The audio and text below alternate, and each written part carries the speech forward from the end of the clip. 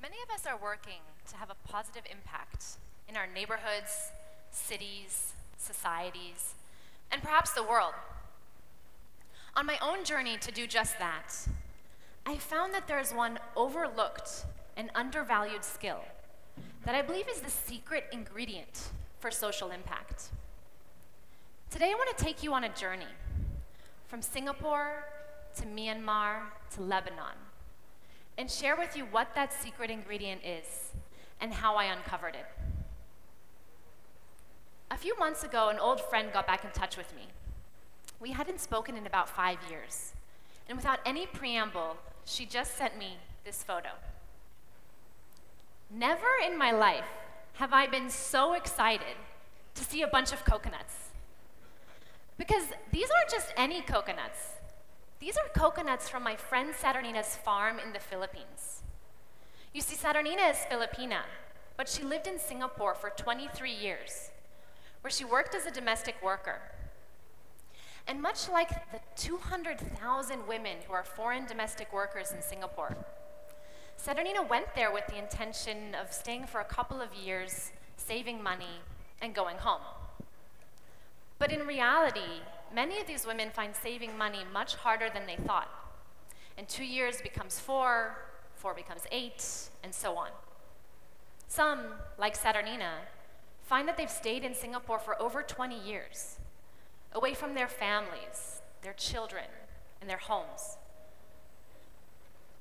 I met Saturnina when I got my dream job, working for a social enterprise in Singapore that provides education to foreign domestic workers. Classes in things like money management and leadership and how to start a small business. This was my dream job because at the time I believed investing in education was the secret ingredient. I think I actually said that at the job interview. I was such a nerd. But I was so excited to work for this organization because I knew they were having amazing results. Almost 90% of women were saving money in some way during the classes. And they were going home and investing in things like farms and property and small businesses. This is Saturnina on her farm, which she bought in 2015, and which ended her 23 years in Singapore. And it's where she grows those coconuts. So was the secret ingredient education? I remember on my first day, I took a look through their curriculum.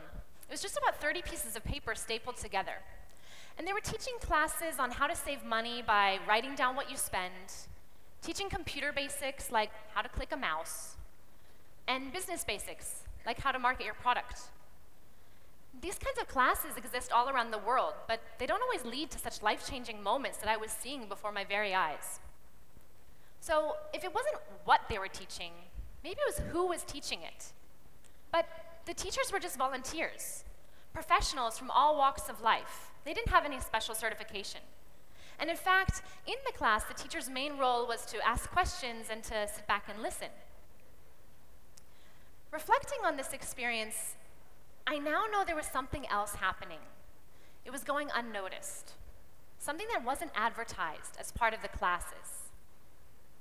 You see, when you go to the schoolhouse, you walk down this quiet, leafy driveway, and when you walk in the door, this cacophony of voices hits you. You hear laughing and talking and shouting from across the hall.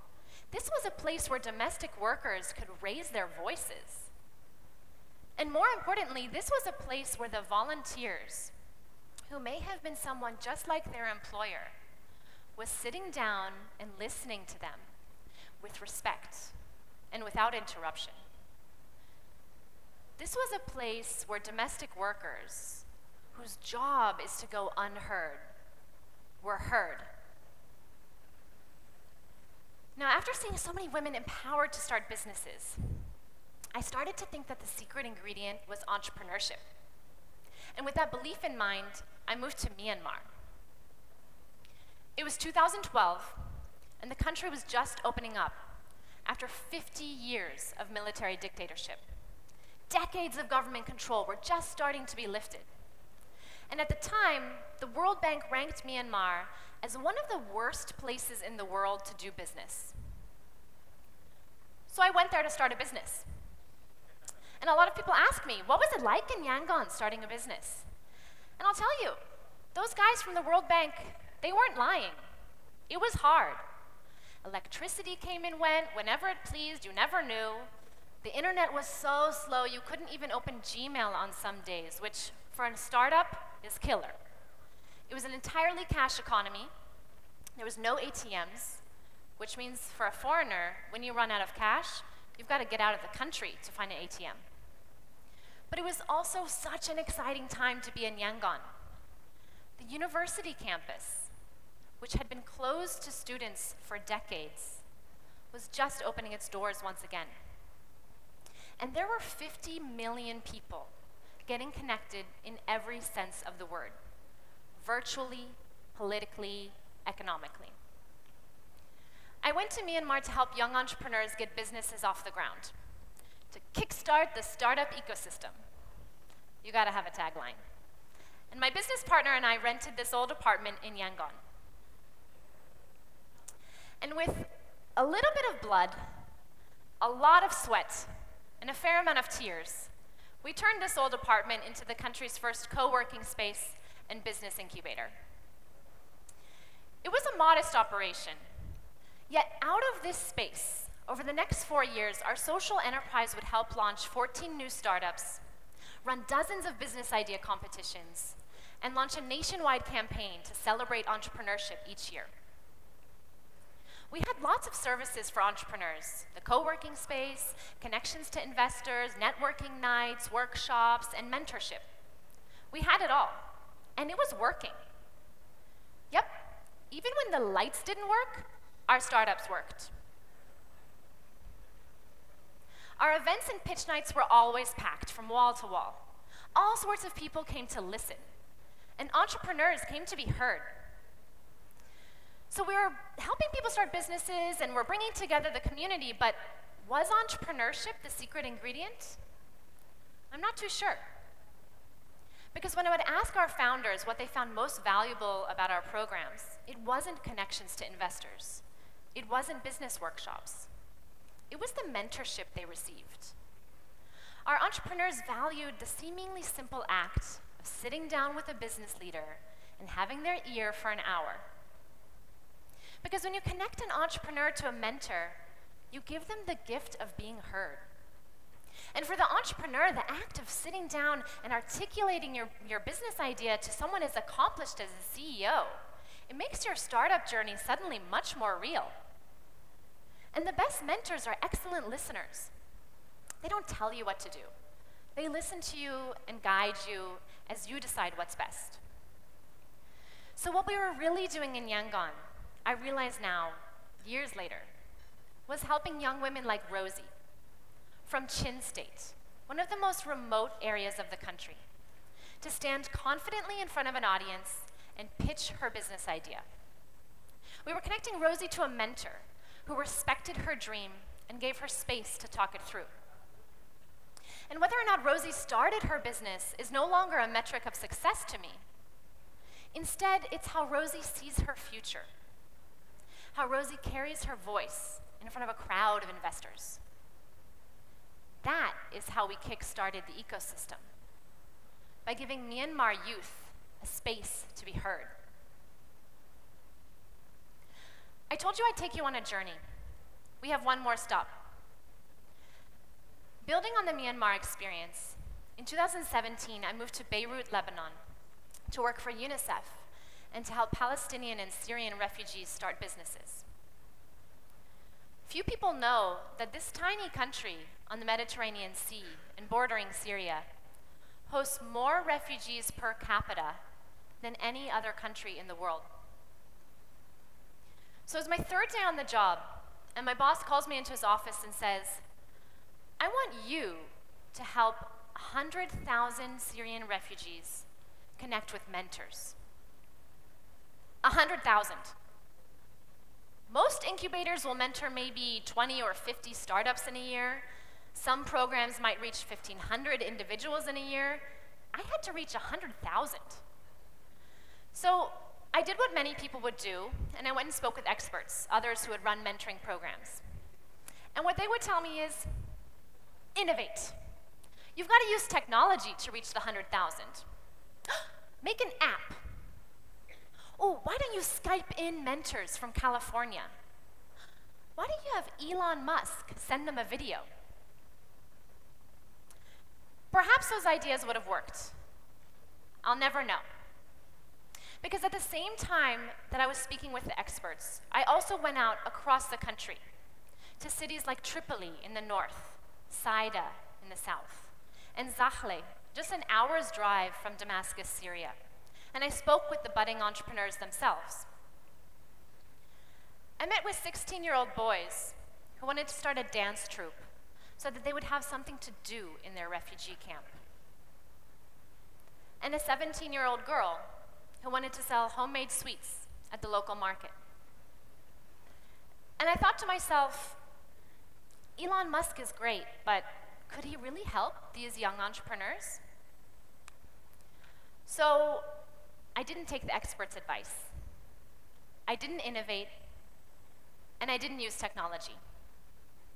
Those aren't the secret ingredients.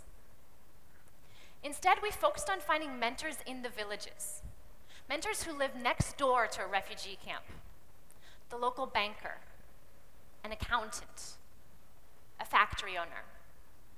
And we hosted speed mentoring events where one mentor meets maybe 5 teams in a couple of hours.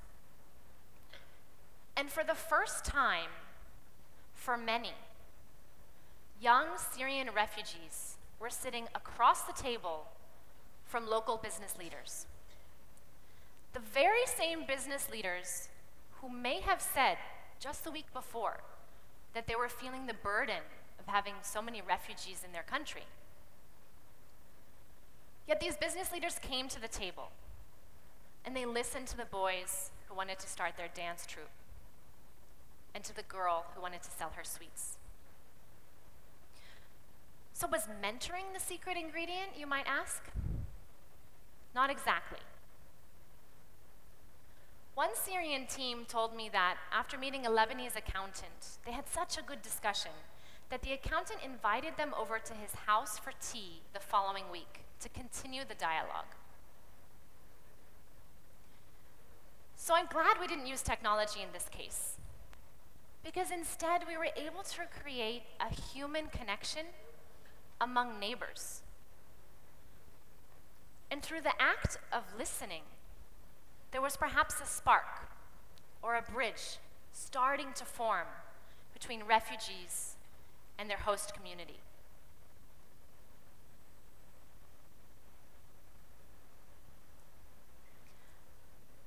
I believe listening is the secret ingredient for social impact. In Singapore, I saw listening turn classes into a community, and entrepreneurship into empowerment. And in Myanmar, listening created new opportunities, and it motivated would-be entrepreneurs to take that first, hardest step. And listening is powerful. In Lebanon, it broke down barriers, and it started to build bridges. So what was important in the end wasn't the workshops or the big-name mentors or even technological innovation.